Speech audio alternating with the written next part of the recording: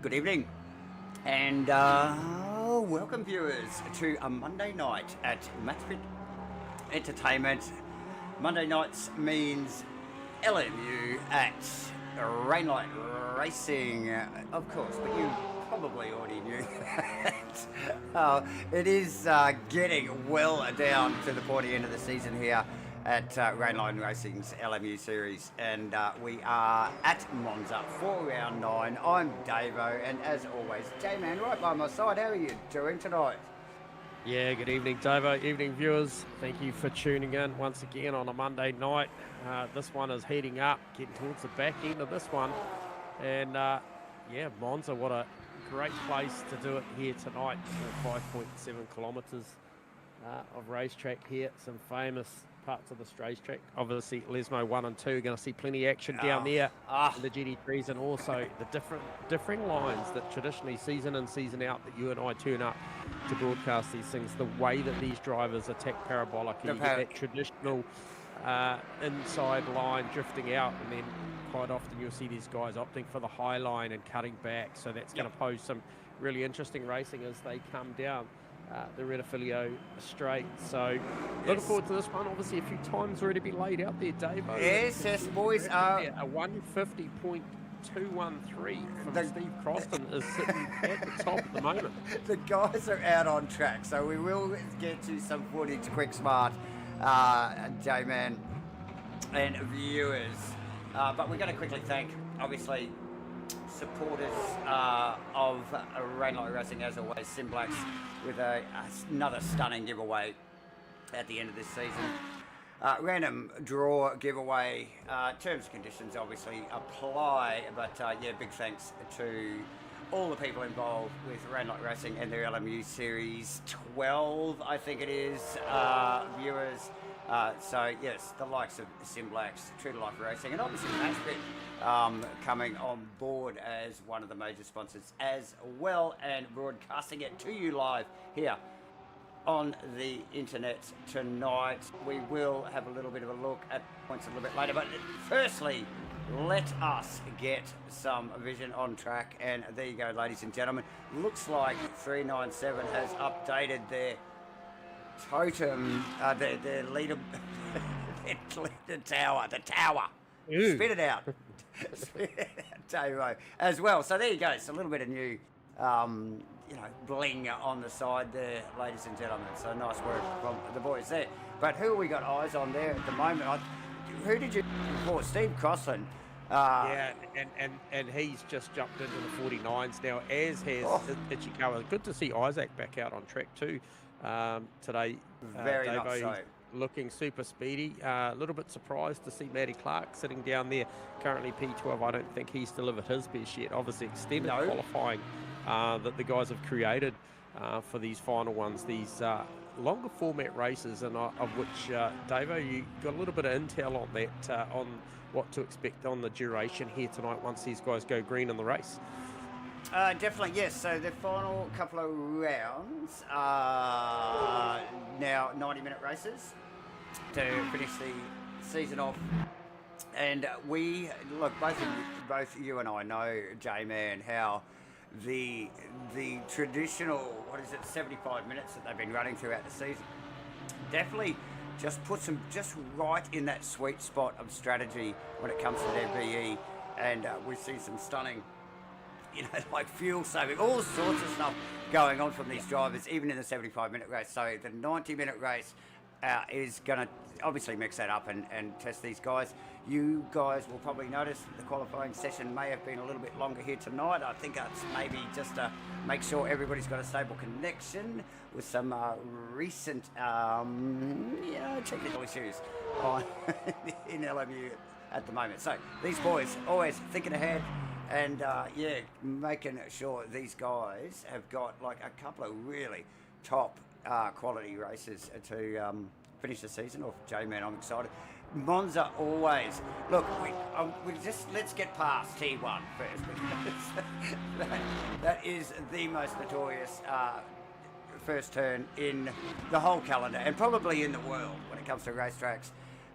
But the rest of Monza is an amazing track to drive, and also to call. J-Man, we love it, don't we? Yeah, we do, and we love the numbers already.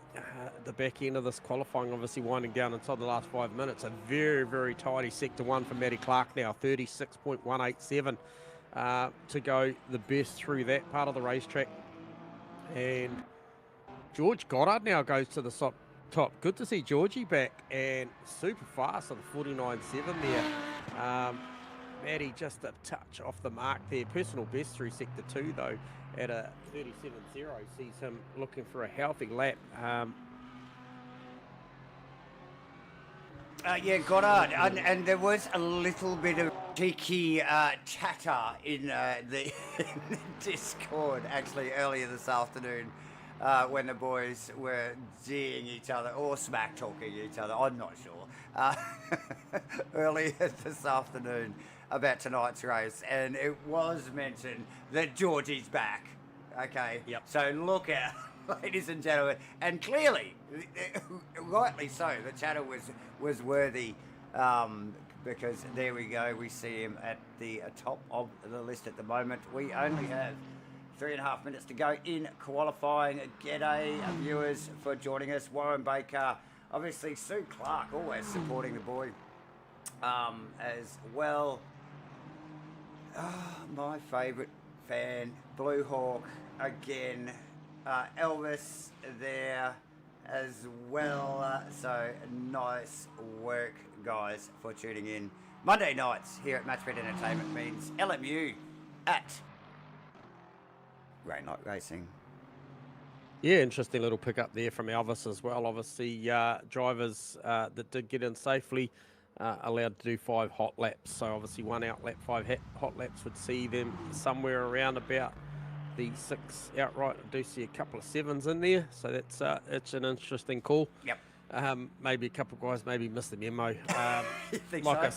Like I said, you know, or you said that a little bit of a change up there in the qualifying format, so I'm sure they can be excused. However, George Goddard, 49.7 is very, very impressive, and it is. Think Absolutely. a tough one to beat.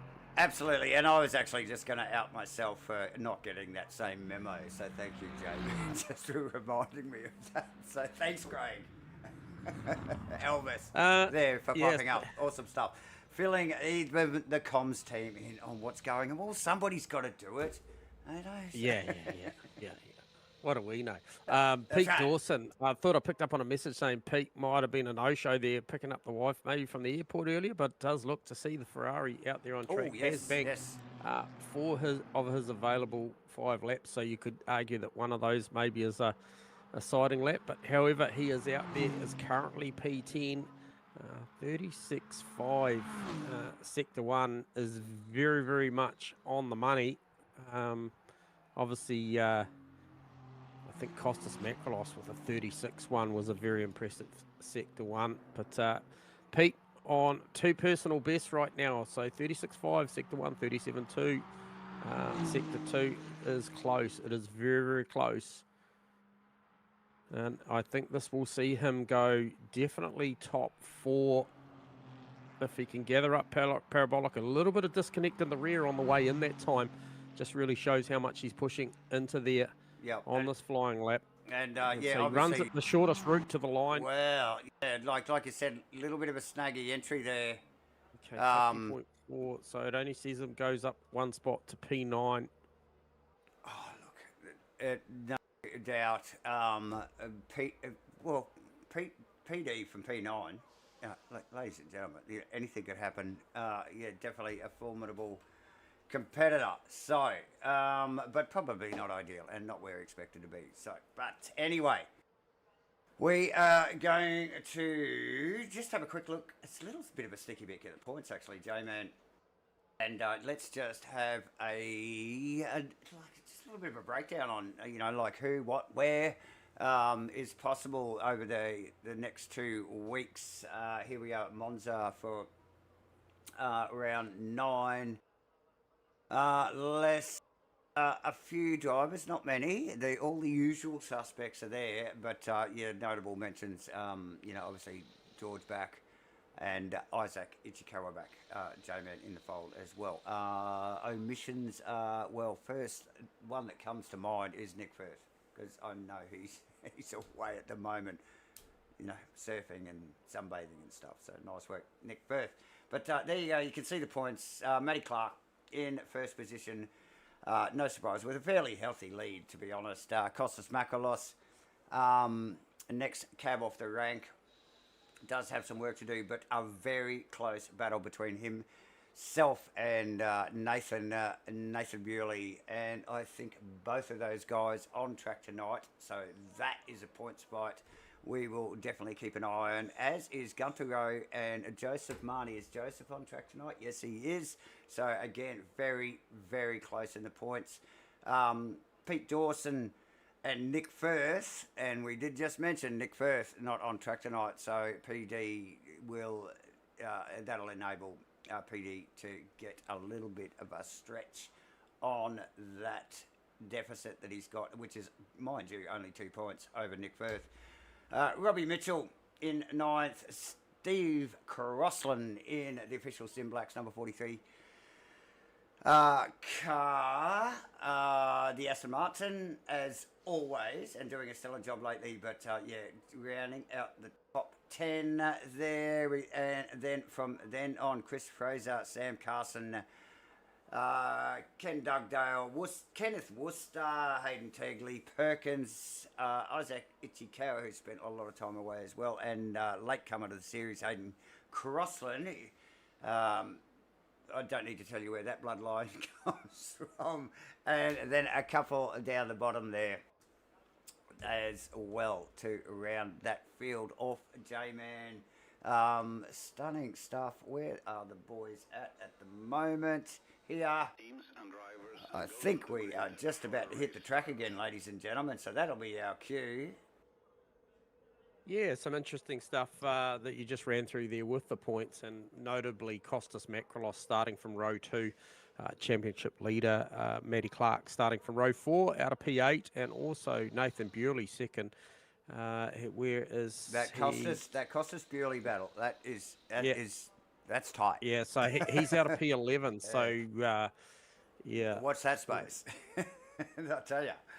One love to Makrolos at this point. Got a great qualifying and puts himself in a good position. However, as you mentioned, longer race tonight. Obviously, pit stops are going to come into the fray here tonight around management, and so to speak. So there'll be a lot to play out on this one, and we'll keep you up to date with as much as we can throughout the night, just to see where your favourite driver or the interest is around how this thing's going to shape out. But I reckon it'll be a big one, and like you said, Davo, getting down through turn 1 is critical here. We have often seen in sim racing, turn 1 at Monza can be the catalyst for the way your night shapes out. So fingers crossed for all the drivers out there tonight that they get this one done nice and clean, and short formation, which we always appreciate in the broadcast booth, as they start on the it's on the back straight there. Back straight there, heading down to Parabolica. So it'll be nice and tidy. The line is relatively close, I believe, to the exit. Well, closer, you know, it is a big, long straight. So, well, look, all it makes me think is that, they, you know, with the rolling start, no matter how short or long it is, it just means they're going quicker when they get down to 1. So, hold your breath, ladies and gentlemen. I know. All of us here in the comms box always just like a bit, you know, like what, anything could happen. So look at that field as the boys start rolling. George Goddard, Steve Crossland, Kostas Makrolos, Isaac Ichikawa, Gunther Rowe, Hayden Crossland. Nice work to see him in place. Some talent right there. Robbie Mitchell in 7th, Matty Clark in 8th, Pete Dawson in 9th, and Sam Carson rounding out the top 10. Awesome. Another omission I have just noticed actually too is Lee Perkins, not in that field of cars either, who we do quite a see in the Bumblebee car. What is it? I think he's in the Lambo. Yes. So, yeah. There you go. But still, good field cars, nonetheless, as they roll and around and out of Parabolica, probably one of the easiest corners you could form up a grid of cars. But then, ladies and gentlemen, you go green, green, green for round 9 here at Monza. And then this is what turns up next. Oh, it's side by side all the way down the straight as Steve Crossan and George Goddard. Macrolos searching. And look at the run. Gunther Rowe got split the difference down the middle on row 2. And Ishikawa might hold firm here. Oh, and a rotation already for Costas Macrolos. I think they might have actually J-Man, which is good. And Marty actually just taking just a little smidge onto the infield there just to try and avoid all of that malarkey there. But look, really, really good start.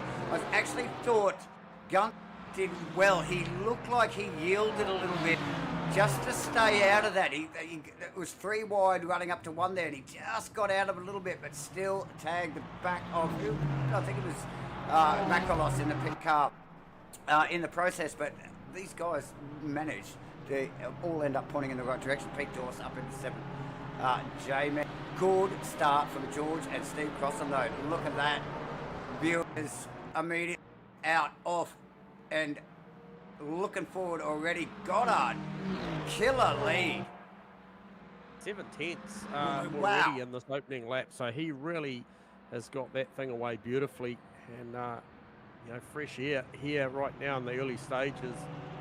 Be very good. Obviously, Steve Crossan, if he can tag on the back and try and make some energy, we know what that means in the shorter format races. So obviously, it amplifies here tonight. Should you find yourself maybe in a little bit of traffic and settle into a rhythm and just roll out of that gas pedal where you can and make a bit of time in the pit lane, that could become quite fruitful later on. So good start for Georgie Goddard.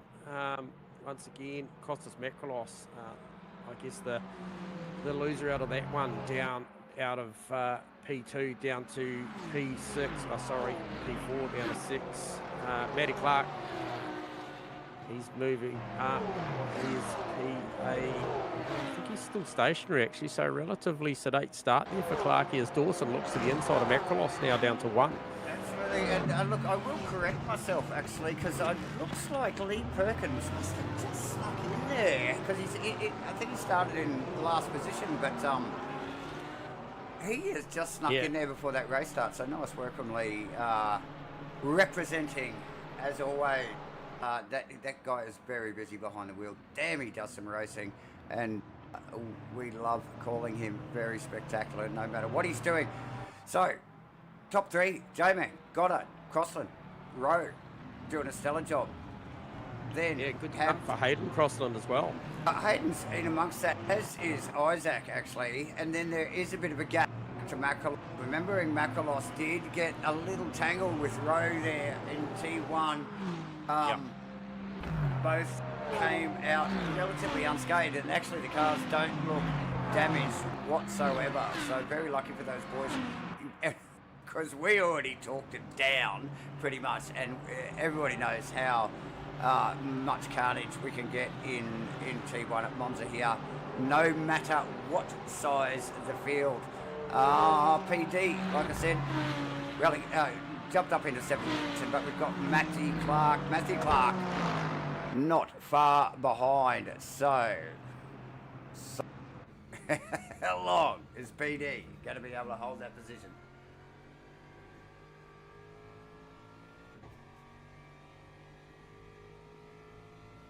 Mate, a couple of techie issues. The dog decided he wanted to try and hang himself in my mic cord.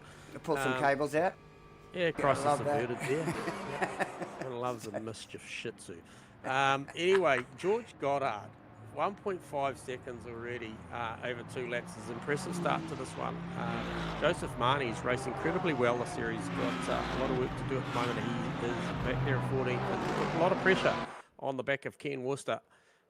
Chris Fraser, Lee Perkins in the back shot on that one there. So nice little battle going at the back of the field as well. Obviously action aplenty up and down this field. But right now, for me, the front 3 have kind of spread. They've just already settled down early in the piece. And it's not till we get realistically to Macrolos trying to just mount that challenge back on Hayden Crossan and Ishikawa. So Ishikawa through in the recent past on Hayden Crossan, so he got that job done. Clark still sitting in P8, flies up the road on Pete Dawson. Pete Dawson up a couple, started this one in P9, currently sitting P7. It's a nice start to the race for Pete. We know he plays a long game, Davo. Definitely, J-Man. So, yeah, definitely.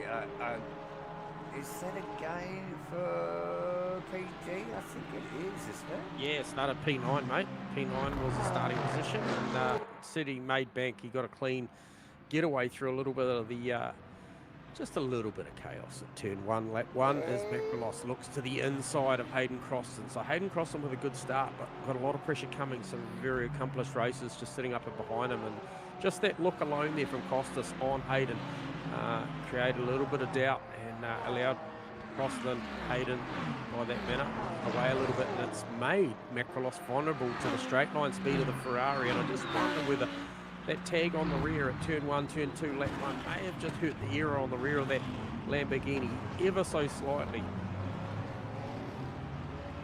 Yeah, so a little exchange there. PD put the pressure on J-Man. Yeah, nice to see further up the front that that gap is stationary at 1.5 seconds. Those guys mirroring each other's times, both in the 150.7s last time round to be the two fastest cars out on track, George Goddard, Steve Crossan. So Crossan showing the ability to run the leader's pace. However, just got that 1.5 second gap in between them. Maybe he's comfortable with that sort of bit of air gap as he throws it in to Lesmo 2 with a little bit of sideways action. Just have to watch that. We know that we've seen that Aston Martin get that snap oversteer on occasion throughout the series. Just needs to keep a handle on that. Just the balance of that car as that tyre wears away can obviously get a little tricky.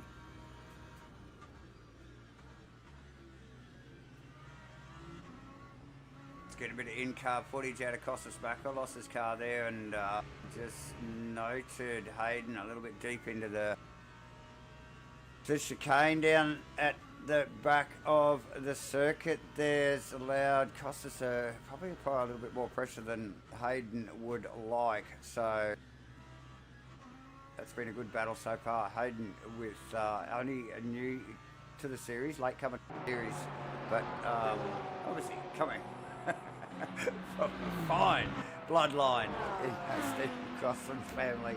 But yeah, it's showing some talent immediately once he sort of got his head around the LMU package. So nice work. PD. Early pickup just behind PD and noticeable this early in the piece, and we talked about it a few weeks ago after the boys came off of an endurance duty weekend race.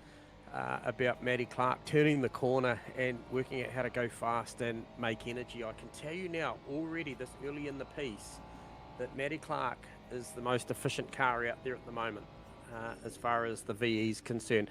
I watched him with a big lift down the front straight there behind PD. Absolutely no urgency this early on from Matty Clark to try and put anything on these boys. He will be monitoring the overall. You know, he currently sits 8.3 seconds off the lead of this race, and we know that you know, big undercuts can be upwards of sort of 7 to 9 seconds. So just he'll be monitoring this, and he's making energy at the moment. He's already got 2% over the car in front of him that he's looking to put a move on right now. So I make myself eat my words there, because I didn't think he was showing any sort of commitment to moving forward. However, the opportunity presented itself, and Matty Clark as a racer, he certainly had a good look. Yeah, look, the camera, and it was, I suppose, to be expected from Clark, but you know, like you mentioned, a good chance for him also to do some conserving around VE and fuel and tyre and alike. But the camera guys have not been able to get their eyes off this little battle here, which is the Ken Dugdale, Robbie Mitchell, Sam Carson battle, which has been a little bit spicy the last lap or so, and continues to do so, as I think Carso and Mitchell side by side again. And he's, bit so right in there. Dugdale, Carson, and unfortunately, Mitchell there, Robbie, just got a little bit sideways. Yep. Out of turn 2, so that just compromised his run. But yeah, no, good little battle going on there. Yeah, still a lot of lift and coast. I don't want to give Matty Clark secrets away, but I think we're safe because the rest of them that Too late. that are in the phase are out there on track. So if they haven't started doing what he's doing, I suspect he's Pretty too late. yeah, but he's certainly 78.4% versus 76.9 for the leader of the race. He's playing the very much the long game, and like I said, it amplifies here given the fact that that it is 90. Did you say, Davo? 90 minutes tonight. Yeah, 90 minutes. So and there's a lot on offer if you're going to play the long game here. We saw, I think it George Goddard at Le Mans a couple of seasons ago that did it incredibly well. Amazing. Really early days actually in the LMU days too. That was, and did a great job. A very long race actually, to be honest, J-Man. I think they were 2-hour races back in the day then, and did a stellar job to bring the Mustang. I'm pretty sure it was the Mustang home. I think everybody, including George's surprise. But yeah, look, great tactic, and I think all of the boys took a lesson that night, and these guys drive a vastly different strategy, or race, should I say, overall these days. To see the cars file through the first corner there, nice and tidy, ladies and gentlemen. Yeah, Bewley is going incredibly well. Good pickup, Sue. I was just actually had my cameras on Nathan Bewley, and looks to be making energy as well. I watched his lift and coast into turn 1 behind Matty Clark, and he made ground, but yet was off the gas a lot sooner than would be expected at that point. Generally these guys are pretty aggressive on the throttle down into there, maximising the lap time. 150.3, considering is the lap time for the leader right now. He is going super quick. Got that margin out to 2.7 seconds now. So George is very much going for a run, rabbit, run situation. He's just going to try and get to the checkers the fastest way possible on the track, as opposed to maybe less time on the jacks. However, Matty Clark got a little bit to think about now with Nathan Bewley. I just picked up on that myself, actually, J-Man, and we're actually just pumping Bewley's tyres up there a little bit only a moment ago, and so the camera guys just held that camera for a little while, and then, well, I'll be there. He is tucked well up underneath the back wing of Matt Clark at the moment. So giving Matthew plenty to think about. Look at that trio that's just in front. That is Hayden, Hayden Costas and Pete Dawson. Look at that battle going on down into 1 there. PD smartly just holding back, just leaving an extra half a car length or so back from what's going on in front of him there. But great little trio there, which is from Hayden. I think Hayden's in 5th, so that's 5th, 6th and 7th there. So good fight through this top end of the mid pack, really.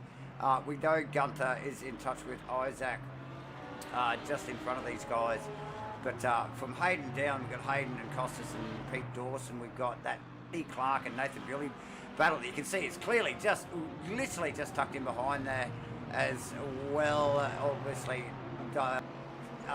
Cast and Mitchell, we only had cameras on moments ago as well, and they were in the thick of it. And so that, you take it back to Mitchell, that's 12 positions. So that from 5th to 12th is it's a bit of a train there, isn't it, J-Man? Yeah, that's an interesting one. I'm looking at the Bewley, Matty Clark strategy here. They're obviously both, I think, if we get the opportunity to talk to these boys, whether we do or we don't, I think there's a clear strategy here. I think even Bewley, he ranged up on Matty and no real urgency. He has got Ken Dugdale tucked in behind, so just to be a little bit careful there. But just watching the clock, and these guys now slipping towards 11, 12 and 13 seconds away from the lead of this race, and they'll be fully aware about what's to be made over a long run. These guys are pretty smart operators when it comes to all things strategy, but it looks to be at this early stage only eight laps into this race of a predicted, or 9 laps now into a predictive 46 odd laps. It's a big call when you got somebody out there running 150.3s at the top, and then you got Maddie and Bewley running high 50s to low 51s. It's a lot. It's that margin's going to look unassailable at some point, I would think. But look, like I said, these guys are smarter on the numbers than we are. I think when it comes to once the lights go out, they've got a plan. Yeah, I don't even think so. I know so. and mind you, they're doing it on the fly, aren't they?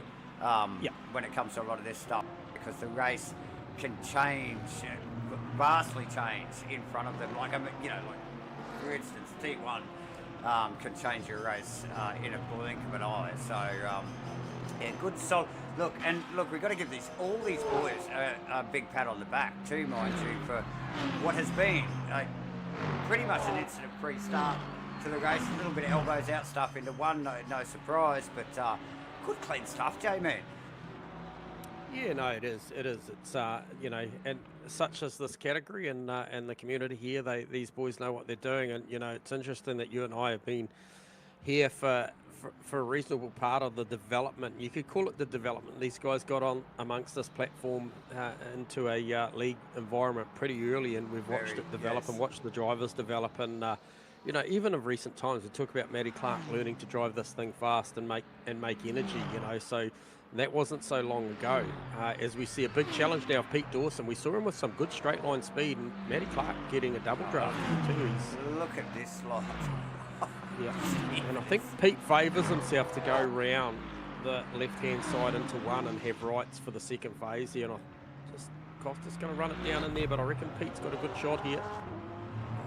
Tidy stuff. And shuts the door on exit. That was critical. Man, that was critical. What a pass. Look, that is worthy of a replay. Thank you very much, ladies and gentlemen. And here it is. And thank you to the replay gods at LMU as well. A little clunky, but they do work. So, yeah, big shout out. The boys over at the LMU broadcast control mob. Sure, I should know their name. I should tag them in here somewhere as well. So nice work from the boys. The battle continues though, J-Man. Oh, it does. Costas was looking for an outside move. What's happening? But it was basically, he was having a good look. And hasn't that bunched? Look, and we'll get out of the bonnet of Dugdale's car here, or maybe let's go Bewley. Yep. Because look how close that's the four of them. Back to Dugdale here. He is on this. So 5 cars, ladies and gentlemen. So that is 6 and 2/10. Yep. What a mid pack! Like seriously, it doesn't get much better than that. Nose to tail after how many laps now, J-Man? So we have just the leaders crossed for lap number 10.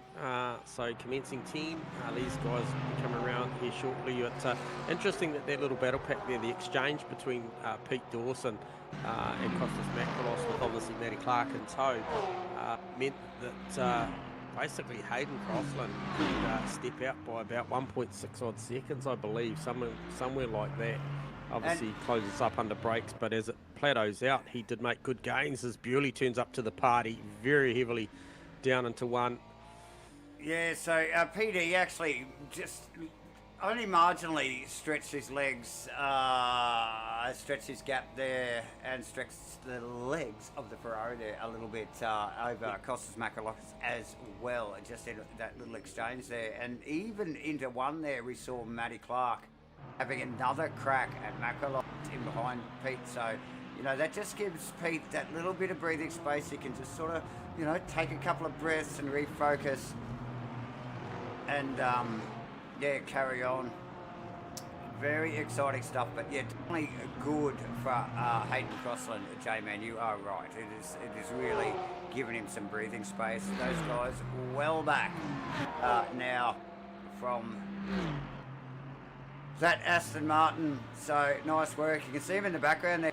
We just got eyes on Hayden there, and look at that lot behind. It's an angry little bunch of cars, and these guys are fighting, and that was Bewley just off the track there. Oh, just yeah, gives a an smidge. opportunity for Dugdale. So Dugdale through. And who's that sneaking through? Is that Sam Carson as well?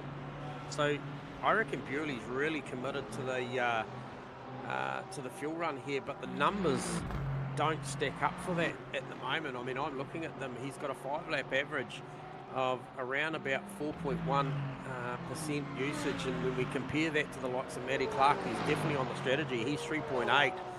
The other car that's super efficient is Gunther Rose Porsche, currently sitting in P4. He's 3.8 average as well, so super impressive stuff there. But look how busy it has got up there instantly. Nathan Bewley goes back a couple of spots and has to deal with Carson and Dugdale, who had their own little battle going on for some time as well. They did. And it was only the mistake from Bewley that we picked up on there that was lost him those two positions. So the boys pretty well, because they were, like I said, they were in their own battle there, and pretty much got gifted that position with Bewley going back. I'm sure he will refocus pretty quickly and keep on moving. What has happened here? It looks like Hayden Crossland may have come off the track here. So this is, so that is Gunther Rowe, actually. Come back to them. Yeah. They've got into a little bit of a fight. And Pete Dawson's gone through on Crossland as well. It looks like that is Costas Makalos tucked in behind there. Let's just see if we can get another little, just a quick pick up on the whole Hayden. Here we go. Let's go back a little bit further here, ladies and gentlemen. Let's just see what happens. So we don't. I'll just answer Wally Baker's question. So 50.7 is the last lap from the leader of the race, and when we go back down to the battle that we're just looking hot, Macrolos 50.8. So there's some very good times out there. However, a lot of the field in the 51s and 52 zeros sort of thing. So yeah, high 50s now. So not much dig at this point. No, not too bad. We just did actually pick up. So we're still unaware of why Gunther's Porsche was back in the clutches of Hayden Crossland, but nonetheless, Hayden did challenge him for position. A little bit of an awkward exchange from the two boys that allowed PD to sneak past there, and I think that in the background there we just saw Matty Clark through on Macrolos. The pass on, Clark Macrolos pass there. So let's have another sticky beacon. Excuse the replay intro is a little bit buggy, but that's okay. I'm just working with it here, and it does give us a chance to revisit these moments which are critical in these races, and just sort of help us understand where and why these guys are in the positions they're in. So nice work, Matt. And you mentioned this earlier, Jamie. It didn't look like he was really in any hurry to make any aggressive moves, was it, to move forward there? And look, Sue's sold us one. She's sort of mentioned that Matt's not driving so well and put too much fuel in it. But I think that's a strategy call too. He said, "Mum, can you throw the broadcast team off just a little bit in case anyone else is listening?" And really, it's actually all part of the plan. Yeah. I don't think not driving well is part of Matty Clark's vocabulary. It's not. Just look, and thank you. Who's that? Teggles. Picking up Isaac Ichikawa past Crossland, and there it is. We'll get a read on that. We just picked that up on the replay there. So Crossland clearly with an unforced error through the Lesmos, and it looked like Lesmo easily done. There. Yeah, easily done. Just the slightest bit offline there, and you are out and done for. So grab this replay. Here we go. Here is the replay that everybody wanted to see, and there it is. It's just a little bit of pinch on the rears there. And the Aston wanted to send Crossi off into the coffee lounge over there just off track, but he grabbed that up and said, no, I've got a race to finish. And now is pointing in the right direction, albeit behind Ichikawa, who I saw someone comment in the comment section earlier how well he was doing. And yes, I totally agree. Oh, Isaac yes. out of the Just car. beat it, come up. Isaac out of the car for what seems like more than a month, like a long time. He spent a whole bunch of weeks in the comms box with us, at least 4 weeks in a row, and yeah, back in the car and just straight on fire. Look, absolute talent, and thank you, Isaac. And look, absolute talent in the comms box as well. Mind you, multi-talented. Yeah, absolutely. And good pickup. Did see that just flash up red on my screen. Hayden Crossan with a drive-through.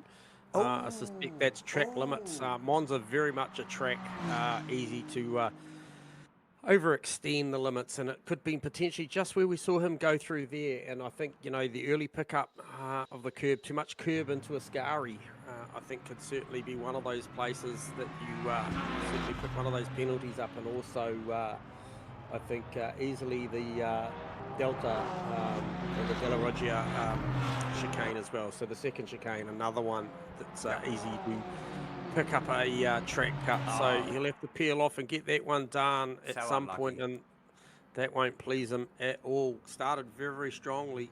Just wanted to shine a light at the moment on Georgie Goddard at the moment. 6.7 seconds to the tune up in front of Isaac Ichikawa now. 50.8 last that round. Isaac's hit the switch though, 50.5 last lap around. So he got that move done on Steve Crossan, obviously by mistake, and decided that it's time to go. He is going to try and cut into that margin. And look, yeah, well, and he's doing all the right things to achieve that as well. J-Man, Steve Crossan actually, look, he's refocused, well, it seems to, and we won't stay on him too long because I don't want to give him the commentator's curse, but it seems to, you know, like, regroup pretty quickly after a little bit of an unforced error there. He's sticking with Ichikawa, but we know how quick Isaac is in that Lamborghini or anything pretty well. Let's look back, though. Now, we did touch on this a little bit earlier. There was a little bit of an exchange between Hayden Crossan and Gunther Rowe. We suspect, because we didn't catch it on the replay there, but Gunther might have had a little bit of an unforced error, brought that Porsche back to Hayden, and Hayden made a move. A little bit of elbows out action between the two of them. Hayden coming off second best, albeit it was still all pointing in the right direction. Allowed PD, Pete Dawson, to sneak past, and now we see them here clearly. So Gunther's regathered his momentum. He's got PD in tow, and now Hayden Crossan has the likes of Matt Carr, Costas Makalos, and Ken Dugdale to deal with. So just a little bit, I'm sure PD's just going, oh, thank God for that. I can just move forward here. So nice work from PD.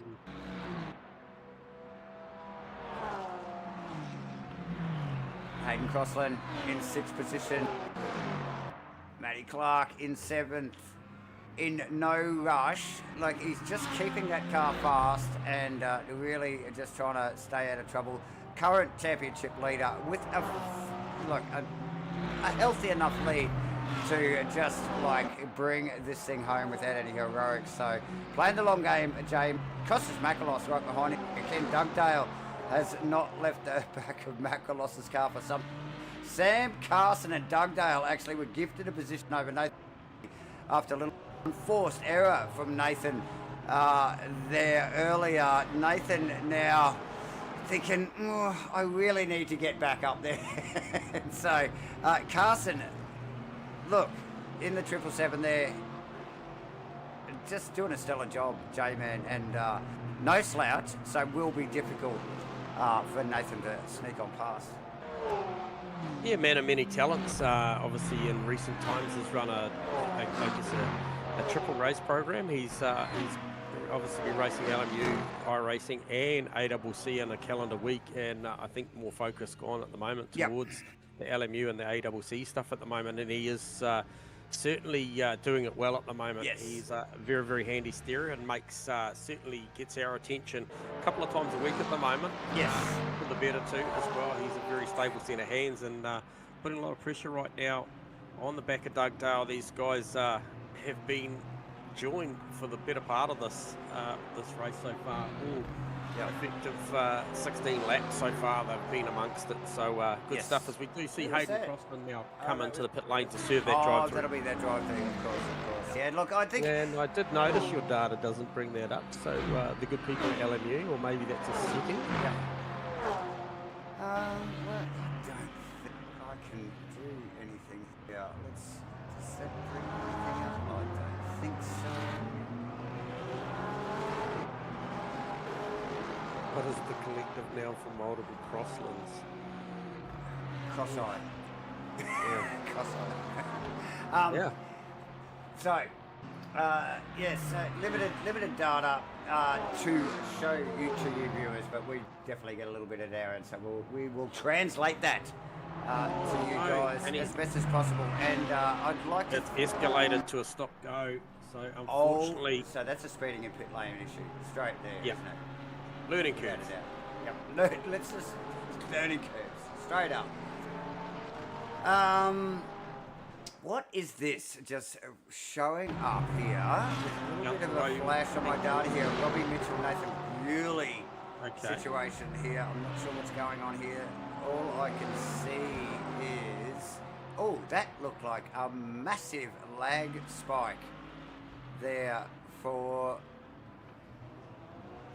Bewley. I think that was weird. I'm not even sure. I'm not even going to try and call that or show it again, because that was a little bit weird, and all of a sudden Bewley is...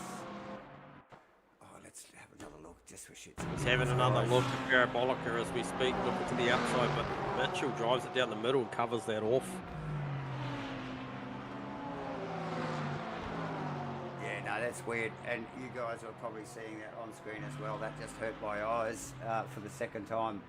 But, yeah, awesome stuff. And look, I like to think, J-Man, because we were just talking about guys that we call multiple times across the week in different platforms, in different communities. And I would like to think they're just such big MatchFit fans that, you know, they just want to get on camera, and so they'll just haul themselves out to any community just to get on the cameras at MatchFit Entertainment. So maybe. So we've seen the likes of PD, Sam Carson, and Lee Perkins alike join that club. Thank you very much, gentlemen. We appreciate you. So, what hasn't changed in this race? Like, well, we've been babbling on about, you know, race-relevant stuff. That's just important stuff. But George Goddard leading the race has not changed. The only thing that has changed is the gap between him and Isaac Ichikawa, who has now, and like I said, like after that little faux pas from Steve Crossan, he has definitely not let that slow him down and has stayed well in touch with Isaac. So it makes you wonder whether, without that little snaggy mistake there that he had, whether he would still be in front of him, and I suspect that would be the case. So Steve Crossan definitely in touch, and definitely still in third position in this race, which puts him on the podium eventually. Yeah, 7/10 of a difference in the lap time last round. 150.6 for George, plays a 151.1 for Isaac. However, for me, the critical one is the 25.9% energy remaining versus the 27.1. So, you know, he effectively buys himself a little bit of time. He doesn't buy himself 8.3 seconds, but there's still a fair bit to go. Only 19 laps of a predicted 45.4 now. So, obviously, looking, these guys tracking by way of George Goddard's race pace, looking to maybe, you know, that can change obviously as tyre wear comes into play, and maybe the lap time burns off a little bit. And once we get into pit stops, that might stretch out a little bit. However, for me, it's still that magical number of Matty Clark's. He is still Okay, it's that EV burn, isn't it? He's 28.6, so he's heading towards 5% more efficiency at the stop than the leader. It is a big margin. It's 19.2 seconds, and we know it doesn't buy that much, but it does buy the time. Even over the cars in front of him, he has got some margin. So Yeah. look for Matty Clark, and on a night where if he's not entirely comfortable, if we take what Sue's saying as gospel, which realistically we shouldn't doubt a mum's word. Well, we shouldn't, but. No. He'll look to elevate himself up 1 or 2 spots, I think, post pit stops, and bank a heap more points. You got to remember that this is a guy that is very much heavily competing in this championship with a guy that's 2 spots behind him, and then obviously Nathan Bewley P11 at the moment working on a strategy as well. So could still come out of this one extending the points lead going into one more to go. So big picture here for Matty Clark potentially, and it's probably sitting there quite comfortable at the moment. Yeah, like it wouldn't be the.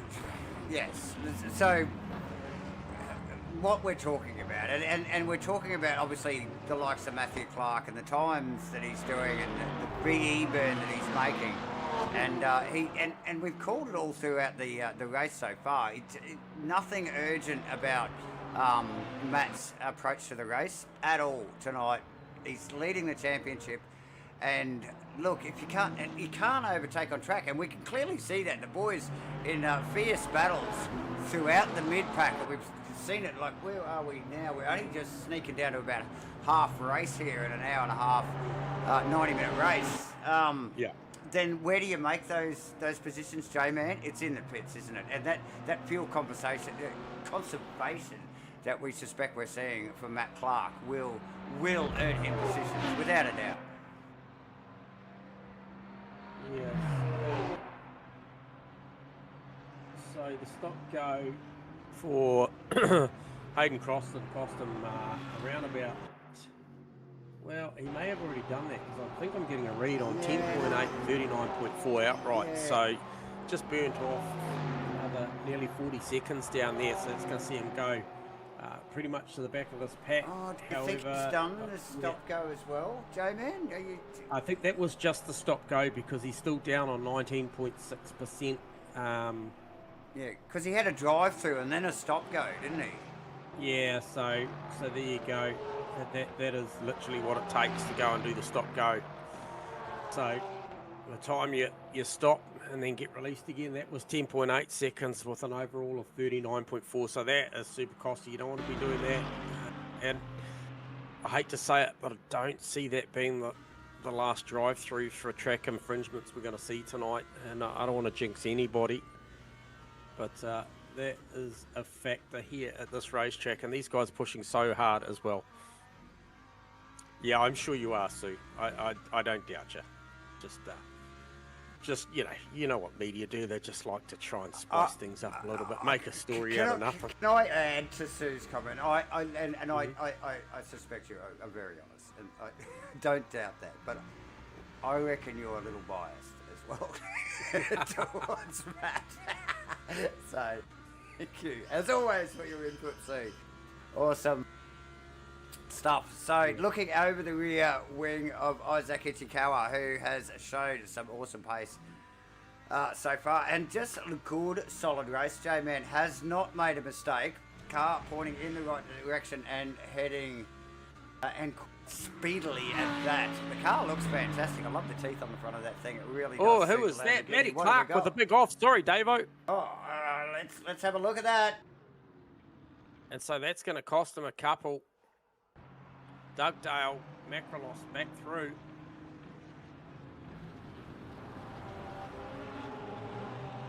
So that was at Ascari. Just didn't get the entry. No. Keeps the car pointing in the right direction, and did not arrest that car quick enough. Let's just see if we can get actually a better shot of that. We'll do that one more time. Why is Gunther Rowe so far back? Sorry, mate, if you picked up on it. But Gunther Rowe, a hell of a long way back. I thought he was battling really close behind Pete Dawson And Costas Makrolos now off. So are the boys starting to run into some tyre and some brake issues, because Matty Clark went off at Ascari, which is a very high speed flowing course, a dab on the brakes, down a gear shift, and then tip it into the left-hander at Ascari, and he looked to make the apex but didn't make the second one. Actually ran on long, but for me, the one there for Makrolos looks like just completely out of brakes. He just out-braked himself by the looks of it, didn't it, J-Man down in the... I'll try and pick up on a row incident here. I don't think we've actually got it, to be honest. I really don't think anything's really showing up here. So I'm not sure how happened to Gunther Rowe, or whether that man has snuck through the pits while we weren't looking. J-Man. Who are you talking about? Gunther Rowe. I can tell you, if he has snuck through pit lane, it should be on your data there, shouldn't it? Yeah, he has not, and the car is not energised. Which is a good sign that he hasn't been through the pits. So no, he's down to 13.7%. So no, he's definitely had a blue there somewhere, mate. And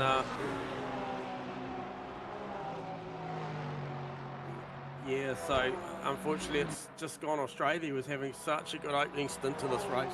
Excuse me as well. But leader still George Goddard by the tune of 7.8. So Ichikawa still keeping him honest. Crossland at times has ranged up on the back of Ichikawa since that pass was made. He's fallen away a little bit at the moment.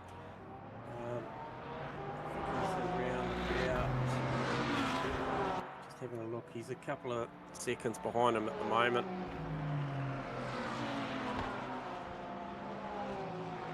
Okay, so we see a little bit of a shake-up here, haven't we? As we we are just over halfway here now, and we can see on our data. I'm not sure. I don't think the tower shows it here, but these guys are in single digits now, aren't they? Well, the bulk of them are, aren't they, J-Man? So we're going to see a flurry of pit stops.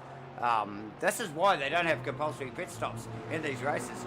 Because the boys just need to stop anyway, so, and we're going to see that very soon. The likes of Goddard, just trying to pick up where he is on track, but by current energy, he does not have 2 more laps in it. His average burn is around that 4.1%. So he's currently rocking 7.5. I think he's... Oh, no, he's got one more. He's got one more. Looking at the other guys, got a good couple, but Matty Clark...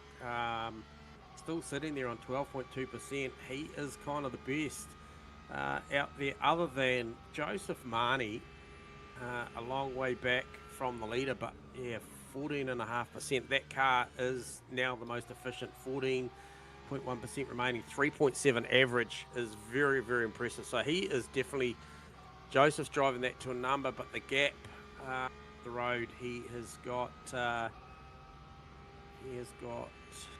around about Marnie, he's got about 3.9 the road to Bewley, so he's kind of a little bit no man's land and got a big margin. He's he's close to double the energy that Bewley's got, and we thought Bewley might have been on an energy saving strategy at some point, but not looking like it at the moment. He's very much like it now, on par with a good push in the field. So for me, it'll be Matty Clark that'll just press on a bit longer. And we heard from Sue saying that the fuel could be an issue, maybe over-fueled it. I don't know what that means once it comes to stop time, but it'll be all about getting that energy in, as we see 24 of 45.5 predicted. So we are very much it's past the halfway point. And it's fuel stop time. EV is fuel stop time. Just look, stand out for me. I'm just looking at my data here, J-Man. Is Joseph Marnie's VE numbers compared to the rest of the field? Like yeah, but he's just a little too far back. He's been too efficient. You know what I mean? Like it's all good to have that margin, but you know, when you're 31.5 seconds off the lead of the race, obviously he's not racing the leader. he is effectively, I think, still racing Bewley and Gunther Rowe. And Goddard in, sorry, he's going to do them for all money in the pit stops as far as time, but how much it'll equate to, a good pick up, George Goddard in the lane. So we'll get a read on the pit lane time, as also it looks like Pete Dawson has come in as well.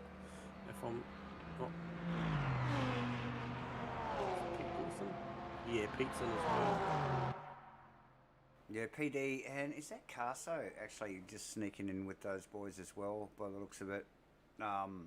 In the 777 car, sneaking his McLaren in between the two. Yeah. Okay. 3 in the pits. There is George Goddard on his way out. There's Wheels in the pits. Wheels, aka Ken Worcester. Where's your fan club, Ken? Usually they're all over the chat box. But yeah, Ken in the pit lane. But yeah, flurry of pit stops as we see now, ladies and gentlemen. People. Yeah, so 34.4 is the stationary time George Goddard had to take, and that'll make a lot more sense when we see some of the other cars maybe slightly more efficient come in, and sort of Georgie definitely didn't run one of the most efficient cars out there, as we see him really just laying down the gauntlet as far as the times are concerned. Costa's actually not doing a bad job on efficiency either. Just looking at the data there, J-Man, who's tucked in behind Matthew. Actually, they're coming down to Parabolica. So these guys, without a doubt, will be in the pit lane, I suspect. I reckon Matty Clark can go one more, mate, if he wants. It's bloody tight. I reckon he can. Costas is just like, I'm not playing that game. Yeah. And he's in.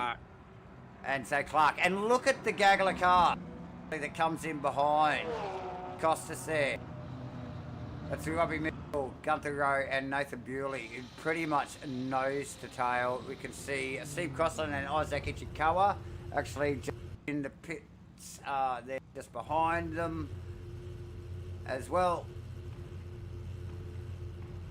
And also we knew that Marnie could go a lot longer. I think Marnie could probably do, I don't think he can't do 2 more, but he's certainly comfortable.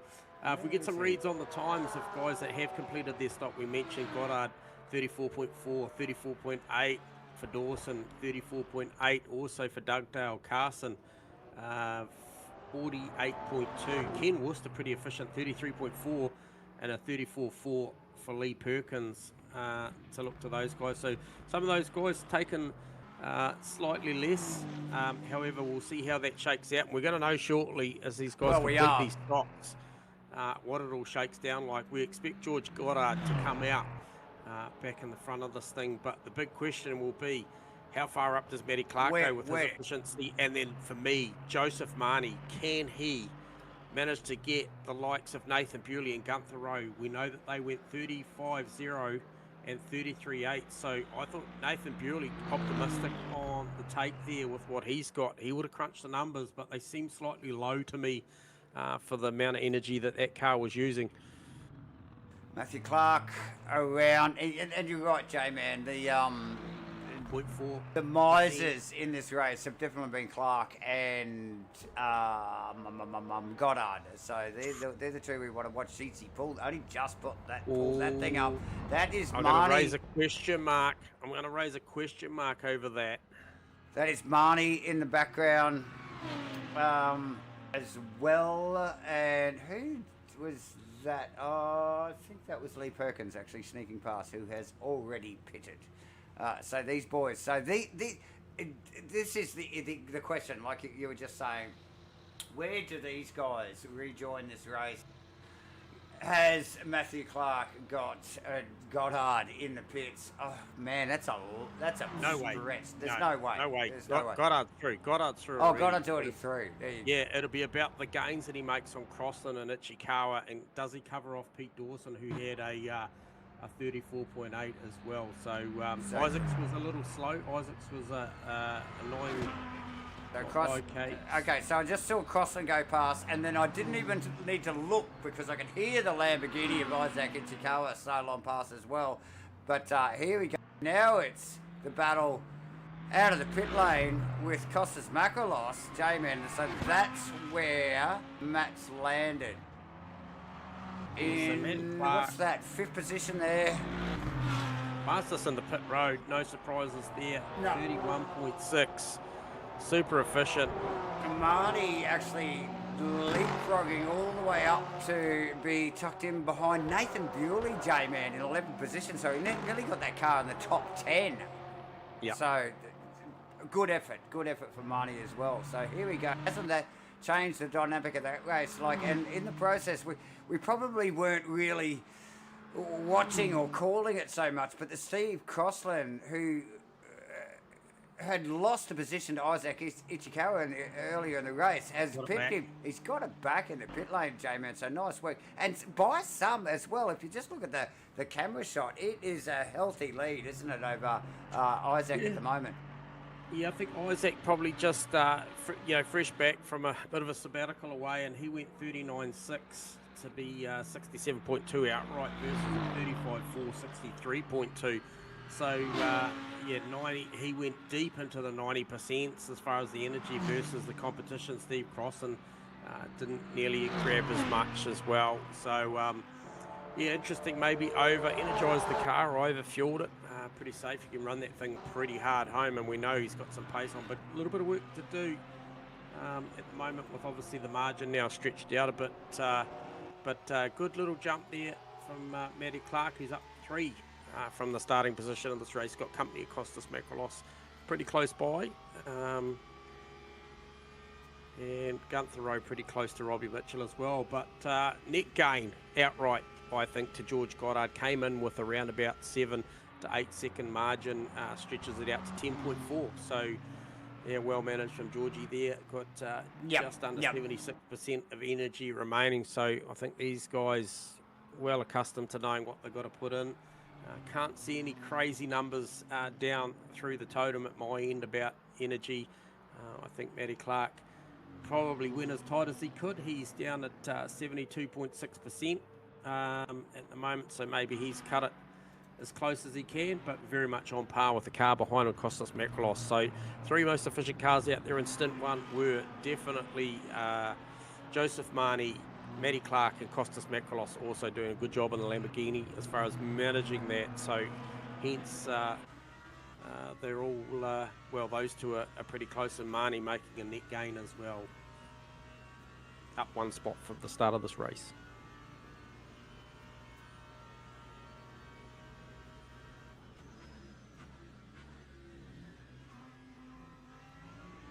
And who got the stop go? What? Lee Perkins. Lee Perkins with the stop go. Misbehaving. Yeah. Ichikawa now takes the fastest lap of the race away from George Goddard. He has just, in recent past, run a 50.290. So watch the gap. Steve Cross and Isaac Ichikawa. I think there's still a race on before the end of this one. We are on lap 29 of a predicted 45, maybe 46. See how the pace goes. Yeah, just sort of, winding down to the 1 hour mark, actually, in this race, as we just see in the background there, Lee Perkins ruffling out of the pit lane there after serving that penalty. And cops a drive through straight away as well. So like Hayden did. Oh no! Does Lee Perkins become the 3rd retiree of the night? Does the red mist set in and calls it a night? Because we have lost Chris Fraser and Hayden Crossan already tonight, which is a shame. It is. And there we go. We see the Bumblebee pull off. Or is that just clearing traffic? That may be just clearing the leaders there. Come on, guys. Man up. Giving himself a big talking to as well. Give yourself an uppercut. Just get back out there. Complete this race. Thank you. Public service announcement from Davo there, ladies and gentlemen. I blame Wally. I blame Wally. Okay, let's blame Wally. He probably was telling Virgo, get in the sauce, mate. Get in the sauce. Okay, so look, we remember where we were.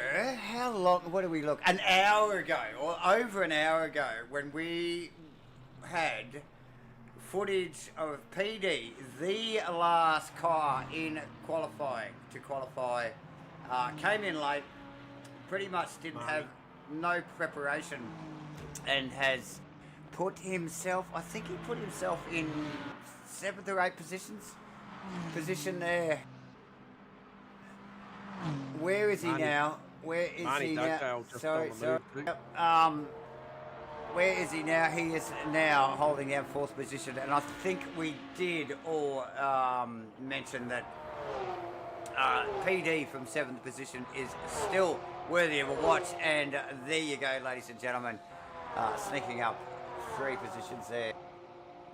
2, put himself in 4th position. Okay, where are Warren we here? Baker? Is it something like, let's go, Larry, let's go? Wally Baker in the chat box, as per usual. Well, let's... I thought... Don't entertain him, ladies and gentlemen, please. Because it does get worse. Please don't feed the zoo animals. Don't feed. Nathan Bewley, Gunther Rowe, Robbie Mitchell. Good little battle going on at the lap 30 markers. Gunther Rowe with a big handful opposite lock, just maybe losing a little bit of balance in the rear end of the Porsche. He looked so good at the start of this race. Starting to maybe just come into a little bit of balance issues with that car. Gunther knows where to place the car. Bewley just really just trying to deal with this thing. It's a couple of uncharacteristics that we've seen tonight, and it's I guess the starting position of Matty Clark and also Nathan Bewley, a little bit surprising. Not entirely surprised to see George Goddard with the performance, because we know when he's at his level best, he does these things. Yes. He literally dominates. I'd love to see more of him. He is a very, very fast driver and proving it tonight. 11.2 seconds ahead of Steve Crossan on a night where Crossy has looked incredibly good. Nice stable, super fast. Personal best out there of a 150.5. So he splits the difference between the two fast boys, which is Isaac Ichikawa with a 50.2 and Goddard with a 50.3. So those front boys certainly in the mix as far as the times. I think the next quickest guy from there is none other than Pete Dawson, who has moved up 5 spots in this race, and you called it at the start, Davo. Starting from a little further back, he started P9, I believe, and currently sitting P4. So very, very good effort for Pete Dawson. We know he plays the long game. Probably wouldn't mind a little bit of company out there at the moment, but he'll be very much deep into his work with a little, bang on 27 minutes remaining. Yeah, definitely. Look, actually, I thought it was 7th, but now I just see the column on my data there that shows me where it was. I'm looking at a different bit of software that I'm used to. But yes, definitely. So, awesome work from PD. And we did call it very early on in the broadcast that just definitely watch that space.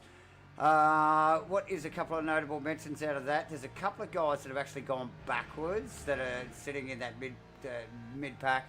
Costas Makalos down a couple of positions from his qualifying. And also Gunther Rowe. And we're not sure what happened with Gunther. We did see it... we saw the aftermath of it, basically, didn't we, J-Man? We saw the overtake when, after whatever happened, where the boys actually snuck past him or started to threaten his position, and that came up on our data, but the actual event didn't. So, yeah, it's going on. What is going on up here that's flashing at me at the moment? Who is background? It's Matt Clark and Costas Makalos. Trading. Trading paint as well. Let's get another look at that. So Matty looking for a little bit of side draft as we go to the replay and just unpack what escalated to this position. Oh, side by side still. That was Press nice. is on. That was nice work from the boys there. And you are correct. And it's on into the Lesbos there. Very short straight there between the little chicane back there, the second chicane, and the first of the Lesmos there. And Clark, oh, wow, what reaction times. He's definitely pushing. Whew. Whoa. That's next level. Let's get out of the back of Makalos's car and just have a look. Makalos's car, I don't think that is the paint job. You know, some of these guys paint their cars with the distress look. I don't think that's what this car's meant to look like. That's got a little bit of damage down the side of it. And he is working extremely hard to get that car pointing in the right direction with Matty Clark. Look, that big wriggle there, actually, from Clark, it looked like it's rattled him a little bit there. He's dropped a little bit of there by the looks of it, J-Man. Look what's going on in the background there. Road. And Bewley's still going at it. He's working hard. And he's working hard for P8 here as well. And obviously Robbie Mitchell not too far ahead. But you just look and you ahead a shot of those. You know, I'm sure when they turn up at turn one and they watch Matty Clark and Costas exit there, they know that, you know, meters on track, they're not that far ahead. It's a little bit of an altercation at the chicane, or if they decide to run side by side together. Obviously, last lap round, we saw Matty Clark with a 54.1 and Costas with a 53.7. That's by way of both of them having to use half the racetrack because they're side by side, and your competition behind you is running around 2 seconds a lap faster than that. So you don't want to get involved in that too much. You know, it's all good to have the fight, but you're just inviting those 3 cars behind you just to join that party and heading towards the back end. You know, if you're slightly tight on fuel or energy, you know, you don't want to be in a position where if you're having to roll out early, these guys will just swoop on you. So struggling with corners 1 and 2. Yeah, look, to be honest, I could kind of see it, but the other one that he's just looked a little nervous on too as well. So he was down at Ascari there, just the entry. So he's okay once the car's settled in the middle, but the entry for Matty Clark into Ascari, which is where we saw him run through the gravel earlier, just looks like the car isn't as compliant in the front end as he tips it in. So as Gunther just has a little wriggle into Parabolica there, so you could just see that's by way of the rear disconnecting under load, and it's going to incentivize Nathan Bewley all the way down the front straight here as he looks to the outside. We know that this is an opportunity. If you can range deep down here and go around the long way into one. Oh, Gunther big under brakes. Can he pull it up? Oh, he's deep. He's only just stopped it. And I'll tell you what, Bewley read that. He read it well. He actually gave him the space. Look for the over-under. Is it enough? Maybe not. Gunther, great job. Full commitment there, J-Man. But look, it is definitely not over yet.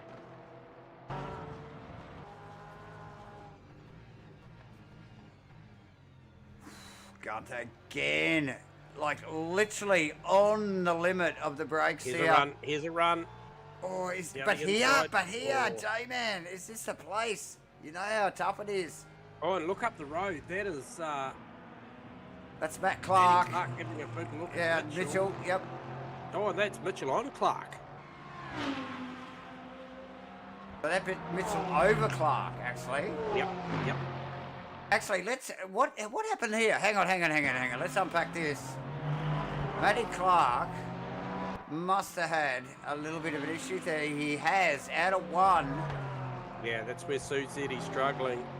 And Mitchell ranges up beside the Aston. And this is why we are seeing this on our data here at the moment. Where's Cost? What's going on here? Let's pick up on this little exchange here. I think we already picked up on this one.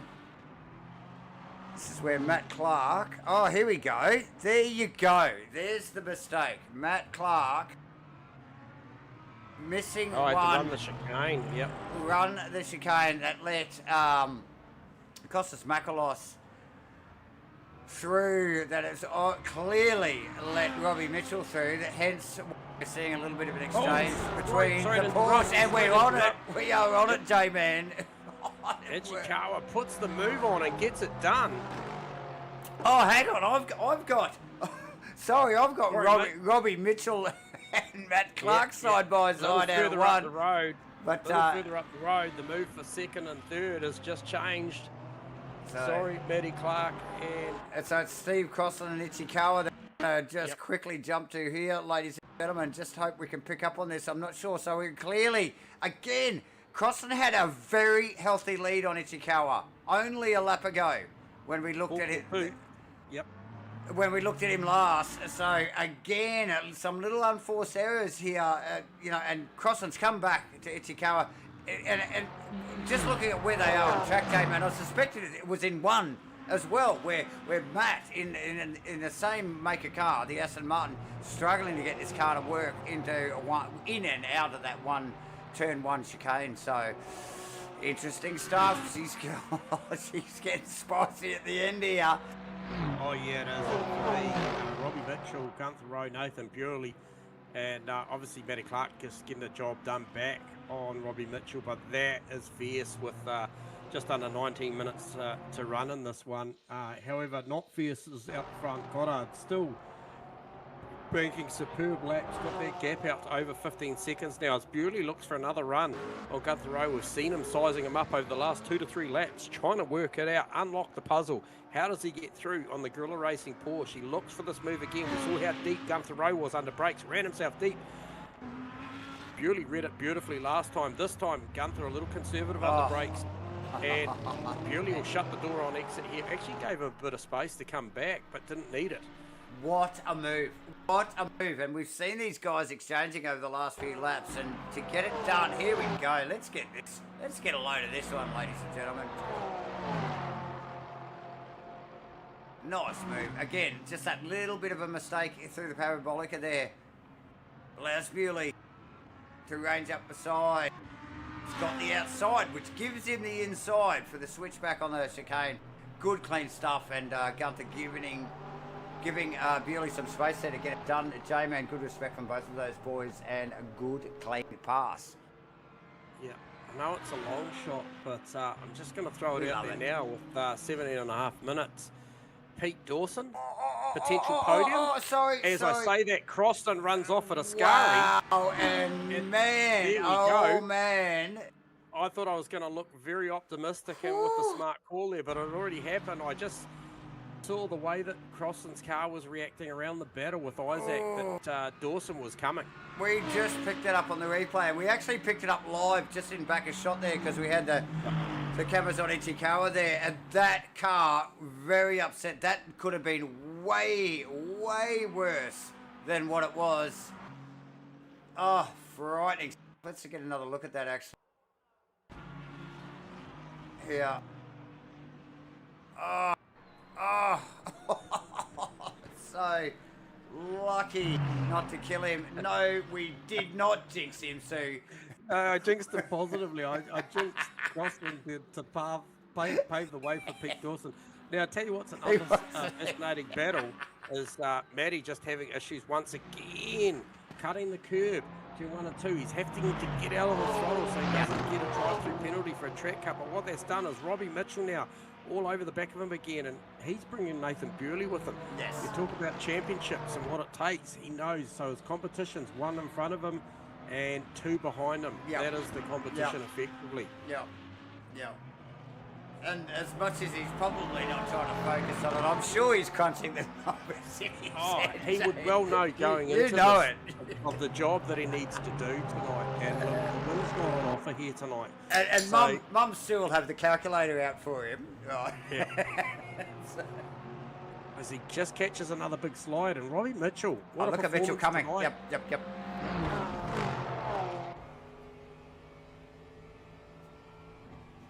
Yeah, lots. We can see it. So he's trying to negate it. He just, I don't think he needs to force the issue down at one. He can be a little conservative. He's pretty good through the lap everywhere else. He just maybe just needs to just chill. Grab the brake pedal a touch earlier and just roll it down in there and bring this one home. He's got a quarter of an hour worth of work left to do tonight. And I tell you what, I reckon he'd be happy to hop out of the sim tonight because he is certainly not enjoying turn one, turn two. And Bewley once again right on the back here. Robbie Mitchell with a run. We saw the move that he put on the Porsche behind him only a lap ago. He did this. He ranged up underneath the wing, went to the outside. This time he's looking for an inside option here.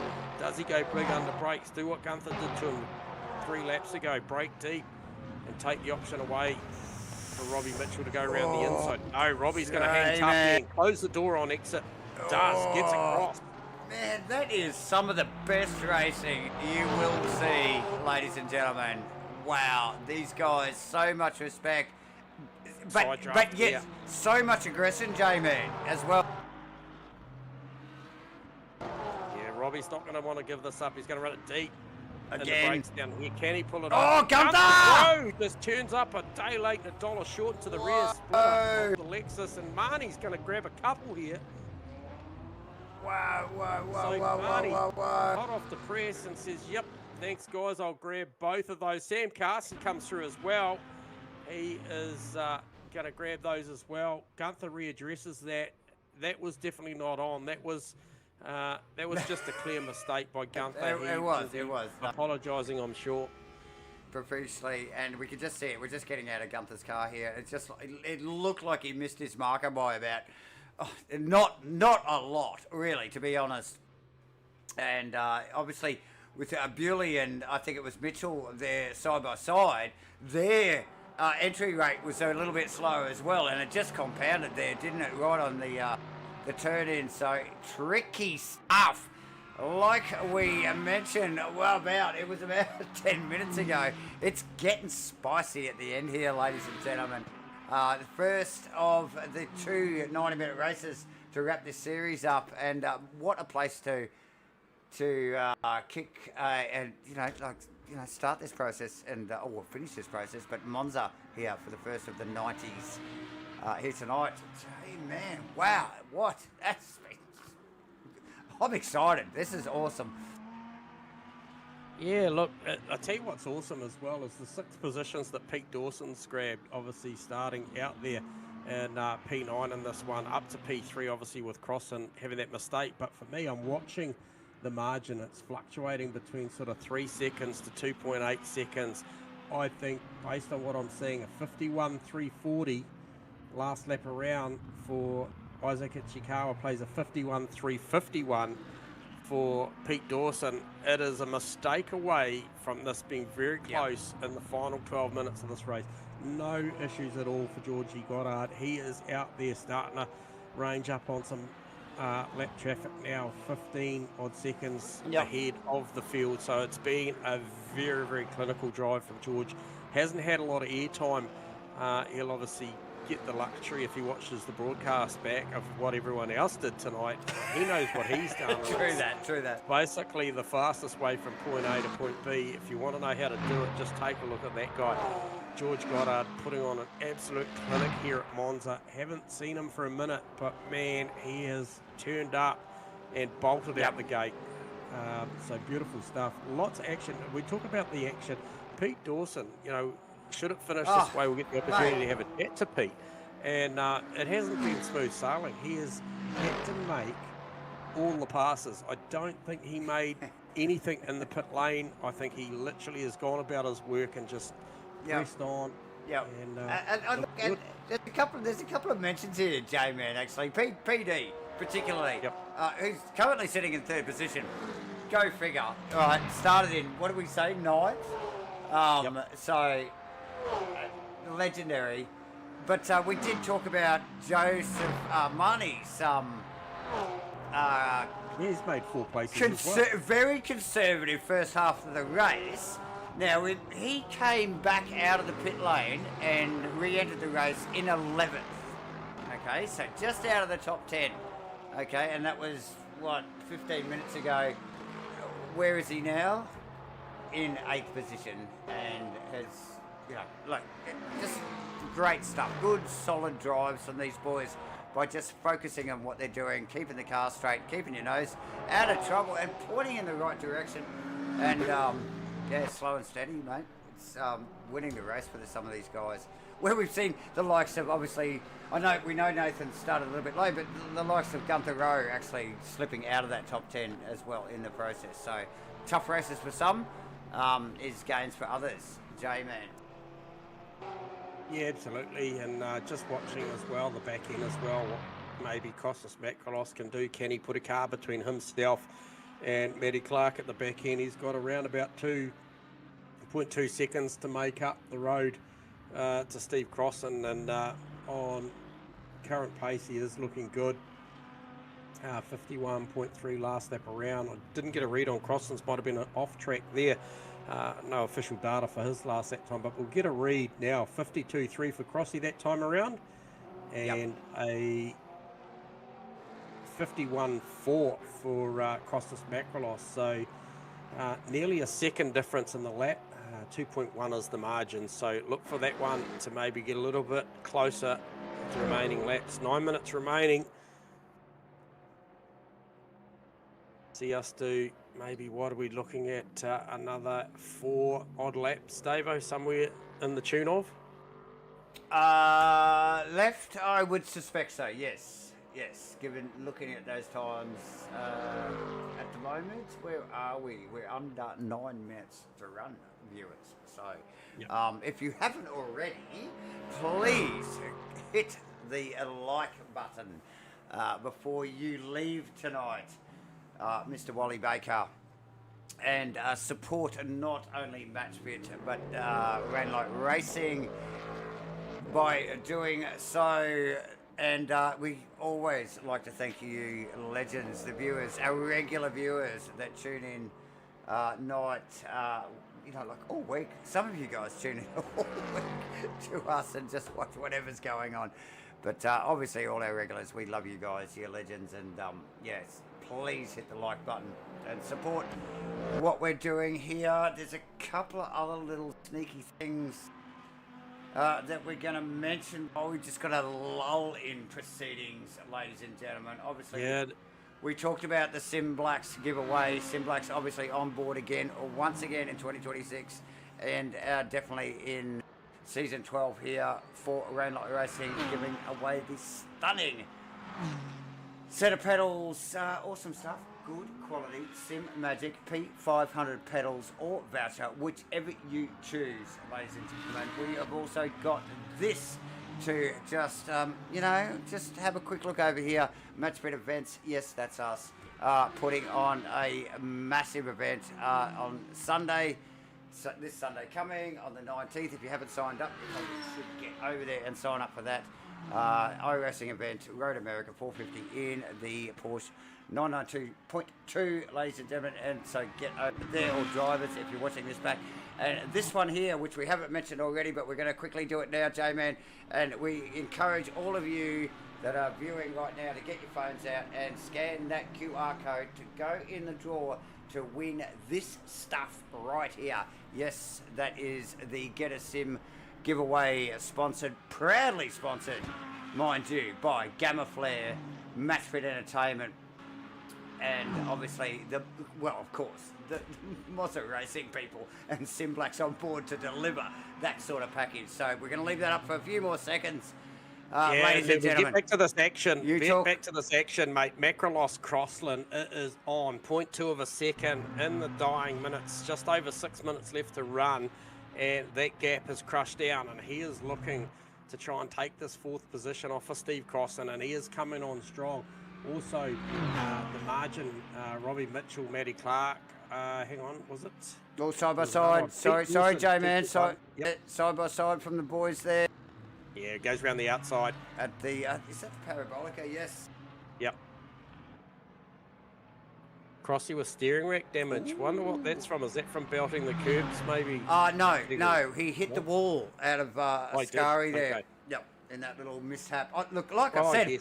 I thought that could have been way worse. The thing could have literally drilled head on into the wall, and he did catch it up and sideswipe, but no surprise. It was still a very, very, very heavy hit, and no surprise to hear that that car has a little bit of steering damage. And I think I suppose to the sorry relief for Costas Macrolos, because he knows how much of a contender Crossy is when he's hungry for a position.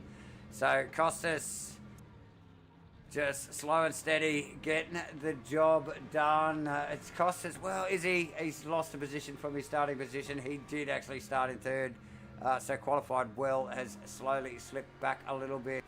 Unlike Pete Dawson, PD. Massive MATCHFIT fan. Push the margin down a little bit to Isaac. I think Isaac's a safe set of hands, though, with only 4.5 minutes remaining. It has crushed down a little bit, though. It was sort of steadily around that 2.8 to 3.1 seconds, and he's got it down now to 2 seconds. So late push here for the MATCHFIT Povpack Ferrari of Pete Dawson. He does rock it well. He does. He wears a white suit well, especially when it's got MATCHFIT logos placed on the back of it. So nice work. And Matt, we are massive fans of PD as much as he is of us. So yes, feelings are mutual, my friend. Oh, awesome stuff. And look, I stand out. Look, seriously, stand out effort really across that whole field there, for where he is in this race. Right now, and I suspect it will finish this race, and he will be in the comms box for a driver post-race interview with us at J-Man, and as always, ever the gentleman is Pete Dawson. So, and we look forward to and always enjoy his company in the comms box at J-Man. We are quickly winding down here. 3.5 minutes. Goddard out in front.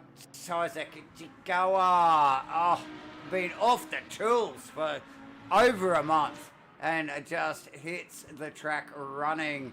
Currently holding our second position. PD, who we're just pumping the tyres up of, currently running in third. Costas, definitely worthy of the mention, no matter the position. Steve Crossland.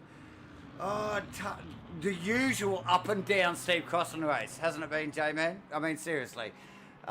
Nothing we are not surprised. Matty Clark up a couple of positions from his start.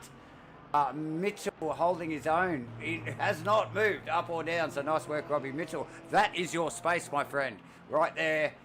Sam Carson in 8th, Joseph Barney in 9th, and Nathan Bewley rounding at the top 10 with actually just quietly Gunther Road just in the background. Yes, J-Man. No, just a good pickup. It was funny. Sue is very, very attentive when it comes to the numbers, and Sue's just asked the question, has Costas got enough PE?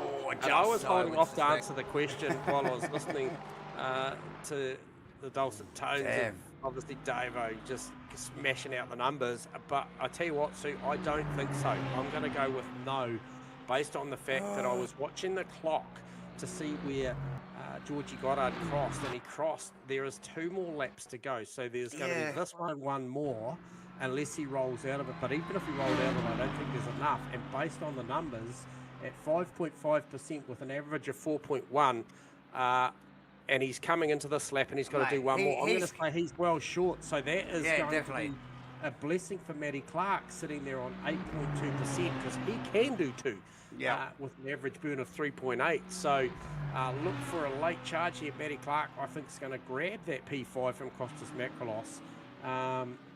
Yes, look, I totally agree. And we just picked up on a replay, J-Man, because there was before we started this little conversation here, he was in front of Crossland. Okay, so Crossy was steering damage and Costas was in front. And just heading up to Ascari before the start of the end of the last lap here, it looked like Costas literally just stepped aside and got off the throttle and let Crossy pass. He's clearly trying to get that car home. And you can see just back a shot there, ladies and gentlemen, while we say that. That is Matt Clark in the back. With Robbie Mitchell in tow, mind you, as well. So he is, look, it's going to come down to the crunch. He's under threat. We have got less than 1 minute. We got 40 seconds, J-Man. Yeah, and Georgie crossed the line with 4.7%, so he's well safe. That thing's only using like 3.9 a lap at the most. So he's comfy. But Kostas Makrolos, on the other hand, as he rolls in, he's got 3.1%. I think he's got to go. I think he's got to stop. I think it's already done. It's already done. It's way too optimistic. Covers on Kostas right now. Oh, he's going to go. How? He's just going to give it a crack. Wow. 2.7% at the start of the lap. It is not doable. It is definitely... We can see already half straight. He's already rolled out. Here will come Matty Clark. Matty Clark will have him out of the lesmos, I would think. He's got to roll right out of this, doesn't he, to make this work? 100%. Matty Clark doesn't even have to... There's no urgency here. He's just got to run a standard lap, and he will grab this thing because he is down at 2% already. We know it's, at best, it's a 3.8% lap. He's already down. He's already down at 1.6, J-Man, on my data here. He's already chewed through half of that. Yeah. And he's not even to the lesbos yet. Yes, he may do it, and it looks like he actually might do it. But will Clark catch him? That is the question. Let's just... 100%. If it's not here, he will catch him down this straight after Ascari, because Kostas will be conserving all the way down there at 1.2%. He'll just need to. He's going to be conserving for sure. You're welcome, Chaos. It's been an absolute pleasure calling these guys as Goddard comes across the line to take out an absolute clinic victory here for that one. Crosses with a 151.4.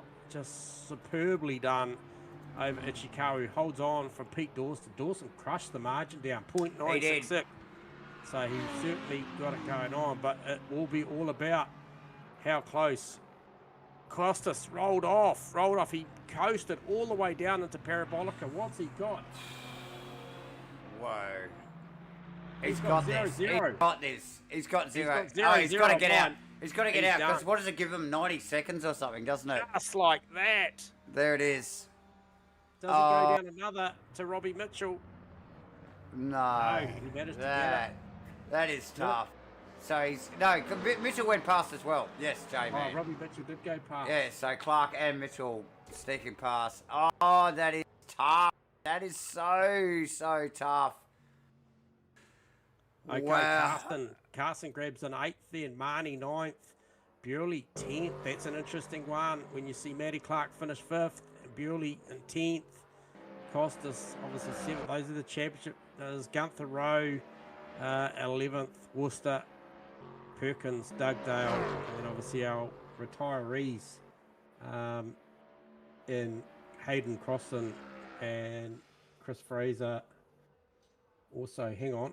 I think Dugdale retired as well. Yeah, I think I saw Perko on track he finished, as well. Yep. So he finished as well. So nice work to Lee Perkins as well, aka Perko. Righto. Here we go. We grab P3, which was super challenging for second position in the dying moments. Crushed the margin down, but what a fantastic race. Pete Dawson starting P9, finishing P3. You got us on comms. Yeah, I can hear you guys. Mate, biggest mover and shaker of the night, up 6 spots. Mate, you got to be happy with that performance. Yeah, I wasn't even expecting to make the race. I just picked the missus up from the airport. I missed the practice and half of the qualifying, but yeah, did a lot better than I thought it would. Mate, and like we were talking about it during the race, PD, it wasn't just a gimme. You were literally like, I felt like every bit there you actually had to earn tonight. You know, you had to drive it on through. You know, the pit stop was on par with the people around you. You had to make the passes out on track, and not an easy place to do it. Obviously, a few mistakes early on. I think obviously you stayed well clear of that malarkey at the start, but I felt like that was an earned one, mate. I feel like you really earned that podium tonight. You drove to that podium. Yeah, thanks guys. I really enjoyed that one. I was trying to hunt down Isaac, but I just didn't have the time or the speed. Yeah, a shame that Steve couldn't battle with him a little bit longer. Yeah. Yeah. That would have been nice. But no, hey, look, outstanding performance, and obviously out the best of a 150.6 and last lap of 51.0. So, stayed within about 4/10 of the best to the end, and mate, very, very consistent drive. Pretty much a Pete Dawson-esque drive by our recollection, Davo, wouldn't you say? Yes. Yeah, most definitely, mate. Not well done. Yeah, thanks, awesome guys. stuff. Awesome stuff, Pete. Mate, you want to give everyone a shout out, mate? Sponsors or friends or family, the opportunity's yours, mate. You certainly deserve it. Oh, yep. No, I've got a few sponsors on the car, MATCHFIT, and Yeah, go, mate. hardcore online gaming. That's a good one. And Firthy's fish fingers on the wing there. You might not have noticed that one. But just a shout out to the wife for supporting me through all this. Yeah, absolutely, mate. Behind every fast sim driver is normally a good woman, and you've certainly seen it here. Raced her home from the airport. She would be like, "You got this, darling. Go on. You can go and get this." Well done, Pete, mate. Awesome. Awesome stuff, buddy. We're stoked for you, man. That was an outstanding drive. Absolutely. Cool. Thanks, guys. Thanks, Pete. Catch you later. Pete Dawson, There you ladies and gentlemen, and look, understanding. That's a very nice way. I think that mine bears with it. Yeah, that's a diplomatic word for what mine would say. But anyway, a guy that's frequented us in the comms booth of late and goes for the opportunity to get behind the wheel, and dang, Isaac, you got us on comms? Well, he wanted to get back up here in the g'day comms guys, box. how you going? Nice to see you boys again. You just wanted to get back up here, didn't you, brother? Yeah. You missed us, eh, bud? I gotta for make sure. a podium, go and see the boys. For sure. I was actually contemplating, and I was like, do I just do comms with the boys, or do I do Monza? Every couple race I've had here with the rain light guys, I always end up crashing into someone. So yeah. Well, Pretty consistent out there, mate. Look pretty solid. Obviously, a couple of good battles along the way, but the back end looked pretty stable. Isaac, I obviously had a hard charging Pete Dawson, but looked like you had the measure at the back end. Yeah, car felt really good. Haven't really had any practice this week. Been busy with the little one and the wife, so been enjoying the time at home. excellent. But yeah, car felt good. Felt a little bit loose through some of the corners, but T1 it was just chef's kiss. So good. Turning was so good. It it was great. Yeah, nice. And what has turned out to be probably more important part of the racetrack than I would have expected, just as we watch all that unfold tonight. Obviously, some guys out there struggling with turn 1 and turn 2, and you're saying that you're very hooked up, obviously solid under brakes and making the apex. And that drive traction out of 2 is super critical, isn't it, Isaac, to head for the run out there on the way out, and you look to have that really dialed and created the consistent lap time. And my data's gone away, but do believe you may have held the fastest lap of the race out there tonight on a 150.2. Yeah, it was 150.2, so I'm very happy with that. And then obviously with the pit stop, it's been a while. As you can tell, I'm a bit rusty. I put in 100% VE, and I was not going to let Crossy have that easy position, so I was pushing hard to catch him. Yeah, so one of the longer stops out there that I did see, I think he gave away a good margin. I think it potentially maybe even gave 4 seconds away on the jacks, which was obviously a little bit of ring rust coming back in, but not out on track, Isaac. It was super consistent performance, mate, and stoked for you on the comeback. I guess it's almost like a cameo drive these days at the moment. If you're not there, you're up here, and look, super stoked for you, mate. Very much deserved of the second place tonight, and congratulations on that. And mate, if you want to take the opportunity to thank all your sponsors, I'm sure you have plenty. Yeah, cheers, J-Man. Thanks for the kind words. It's definitely good to be back. Unfortunately, missed the finale of Barcelona next week, So let's see what happens. Maybe in the comms box. Well, See what an how we go there. opportunity. So Yes. cameo, comms Yep. box Yeah. cameo, or Nice. comms box Yeah. or driver cameo. So keep you on your toes. Yeah, mate, we love Um, it. We love it. yeah, it's good to be in comms and back in the hot seat in the rig. Yeah. I tell you what, it's so hot. I forgot how hot and sweaty you get in the rig. But just like to thank the wife and pretty much just the wife. Thank Nathan for helping me out with some tips here and there as well. But other than that, no sponsors, mate. Just the wife. Yeah, good stuff. Well, like that seems to be the flavour tonight. The wives, top of the list for the drivers tonight. Here you hit it there. Rightly from so, TV and rightly from so. Isaac. So paying a bit of homage to the wives. So go the wives tonight. They're really the Absolutely. I guess the driving force behind these successful drivers. Mums- Dave, I think we need some good wives. Mums and wives. Thank you, Sleep. Yeah. Yes, and ones that bring your bacon like George's. Yes. Well, we're going to hear from him shortly. Well, So we're going to hear about that one. yeah, For Hey, sure, look, for sure. Well, thanks, boys, for continuously supporting us, and to the viewers, thanks for tuning in. Yeah. And as a part-time commentator, just smash the old like button. The boys will appreciate it. oh mate, this guy, mate. We clearly He's got on to the pay this payroll. guy He's more. on the payroll already. 100%. There you go, Isaac. Thank you very much, and look forward to catching up next week, buddy. Well done. Cheers, boys. Catch you later. Isaac Itikawa, ladies and gentlemen, what a little legend, J-Man. He's so cool to work with, Isaac. So, and great to see him back on track. And look, just again, hits the ground running, doesn't he? And just smashes it out tonight. And mother-in-laws, yes. And mother-in-laws, absolutely. Don't forget about those. You've got to keep those ones on side. And we'll now grab the race winner. Come on, bring it on. I gave him plenty of time to sign plenty of autographs, and we'll see if he's on a promise as well with his sponsors. But anyway, George Goddard, mate, you got us on comms? Yeah, what's up, guys? Oh, mate, these are some of the hardest interviews to make when you bring a guy in that's just absolutely dominated the field.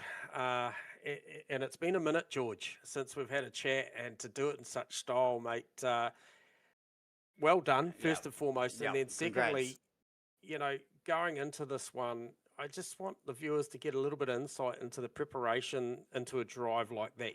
What went into the prep this week, how much time went on the focus on the practice, the car setup, and how confident were you going into qualifying in the race that you're going to be able to put on that sort of performance? To be honest, I only practiced today, and I put in like maybe an hour of practice. So yeah, I wasn't really expecting it. Yeah. Okay. And I had like a 6-month-old setup, and I just chucked that on and made like one small change to the front packers and the ride height. I just dropped the car as low as it can possibly go, and I found like half a second doing that. And so that was a bit of a surprise. And I had no idea what the race pace was going to be tonight, but I felt I was probably going to be decently fast. But I didn't really expect to win it, but no, it was pretty cool. Yeah, and so with that, obviously you put it in the best possible position in the qualifying, and that start, obviously a little bit of a challenge. It was 2x2, and then I think it was 3 wide in the row behind you, come down into turn 1, and then that whole first lap, George, you made 3/4 of a second in the first lap. Yep. Were you surprised by the initial outright pace on that first lap against the boys? Obviously a little bit of drama in the back, but I think Croston decided to try and go with. Yeah, I expected Crossy to stick with me, and actually into the second, on the exit of the second chicane, I like ran wide. I sort of like bounced over the curb a bit awkwardly, ran wide into the gravel, and sort of had to pick up the car a bit, and probably lost half a second there or close to. So I was pretty surprised when I was still pulling away.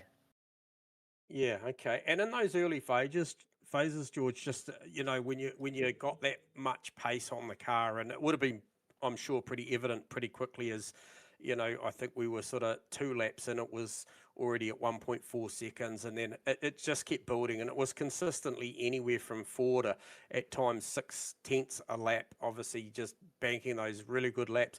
How, how's the mindset with you're obviously watching your average burn or your energy burn? You've got a plan in place obviously already at that point to go. You clearly made a decision to run it hard and run to that maximum number and take what you got to take at pit stops. Are you aware of the guys like Matty Clark and Bewley and maybe Costas that are on a different strat? They're trying to make sort of 3.8% a lap versus maybe your 4.1. Are you concerned at all about what you're using to what they're using, or are you just sticking to a plan? Yeah, I think because it was definitely a one-stop race, I figured if I can get a decent lead, it's neither here nor there really. And as long as I put like the correct amount of VE in on my one stop, I'm still not going to lose that much time, maybe a couple seconds in the stop. Yeah, and look, it played a critical role at the back end. It's funny you come out with a magnificent performance tonight, and just the sheer race pace. We're watching the predictive, and it was sort of down as low as 45.2 laps, and then we saw you come across the line with 37 seconds to go to make the boys run one more. You were well comfortable. You had around 5.1% on something where you were probably still only using about 3.8, 3.9. But what it meant is poor old Costas Makrolos wasn't going to make it. He turned up with around about 3.1%. So mitigating factors in the race. But obviously you're not buying into that argument at all at that point with a 15.5-second lead up the road. So well managed, mate, and we certainly hope we get to see a bit more of George Goddard, because those performances, if I stand corrected, there was another performance that sticks out of my memory, and correct me if I'm wrong, but it was Le Mans on a reverse strategy of that. Am I correct? Yeah. So shows you know how to do it both ways, George. So well done, George. And that really does. That is so stuck in our minds, like that performance at Le Mans. So in the Mustang at the time, I think it was the Mustang. Was the Mustang, wasn't it? Yeah, the Mustang. And it was very early LMU days, and you just nailed it, mate. And we did reference to that tonight, and stellar job, mate. Stellar job. Very confident effort. Oh, cheers. Yeah, and I think this one will stick in the memory bank for a long time as well, mate. Obviously we haven't seen you as much of late, and then you come out and do something like this, and it I think I summarised it as clinical. The performance, it was very accurate throughout. Obviously a lot of action behind you, so you get the luxury of seeing what everybody else did if you choose to pick up the replay at some point. But super clinical, and like I said, remembering back to that Le Mans, the way that you did that, you're very obviously. You appreciate the numbers of what it takes to do this in a conservative way, and then also just on outright pace. There was just nobody going to touch you tonight. It was that dominant, mate. So congratulations on that. You deserve your tyres to be pumped up, because that was a fantastic performance. And well done. If you'd like to shout out, I'm sure if you haven't got a list of sponsors to shout out, there's got to be someone lining up to get on board with the George Goddard train. But your wife, your sponsors, mate. Yeah, I think the missus was watching, and she sort of she's got her own Discord, so she was messaging me as I crossed the line saying congratulations, and it was popping up on my screen. So shout out to her. It's been a common theme tonight, actually, George. Bit of baking on order then, George, is it? Maybe. I hope so. I love banoffee pie, so put that order in. That'd be nice. Yes. Yeah. I'd like to see some pics of that. I'm a bit of a banoffee pie fan myself. So. Yeah. No, it's good stuff. Yeah. Okay. But hey, look, well done, mate. Fantastic performance. You deserve all the accolades after a night like that. Completely untouchable. So well done, George Goddard, for P1 here at Monza. Yeah. Cheers. Thank you, guys. Cheers, mate. There you go. What a performance. Man, what a night. I mean, damn. 90 minutes at Monza, and did the guys put on a show or what? J-Man, super clean race too, mind you. A couple of little unforced errors, a little bit of elbows out stuff, nothing that we're not used to. But a super clean race and very exciting throughout. Mid-pack was super tight for the bulk of the night, really, wasn't it? And then just the drama as we started to wind down that last 20 minutes. And it wasn't just the likes of Costas Makrolos running VE and stuff. It's just the whole thing just ramped up, didn't it? So, just once again, another really fantastic performance and package put on by the boys at Rainlight. Just shows, the drivers turn up week in, week out and put on a show. But behind the scenes, I think the team do a fantastic job of constructing these things with the numbers, the distances, the racetracks, where they're going to go for the longer ones, how they construct it.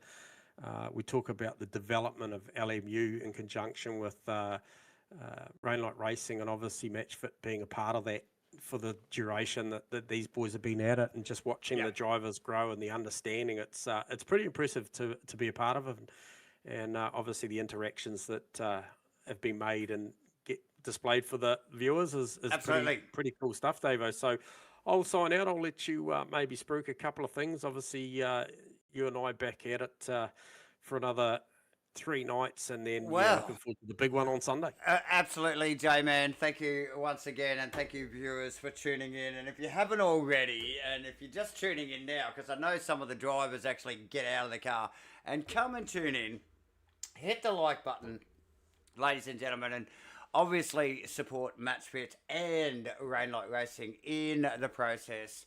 It's good for everybody when we get a few thumbs up. It just helps. It just helps, and it just keeps Davo happy. I need the encouragement to turn up. No, I don't. I'm going to be here anyway. So that was a wrap on Monday night here at Rainlight Racing for the LM Season 12 in their LMU series. Proudly brought to you and sponsored, and let's get a little bit of graphical content up.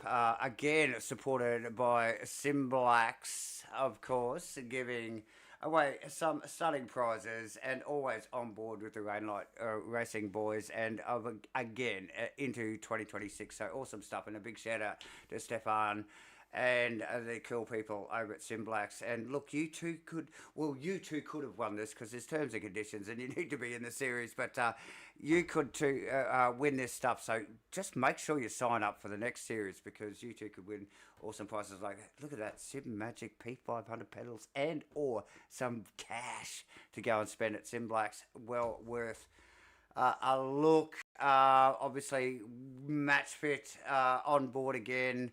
We are busy all week. We are just going to give you a quick rundown of where we go throughout the week. We've got Monday nights with LMU and Rainlight Racing. We've got Tuesday nights with Supercars NZ for this V8 Supercar Series in iRacing.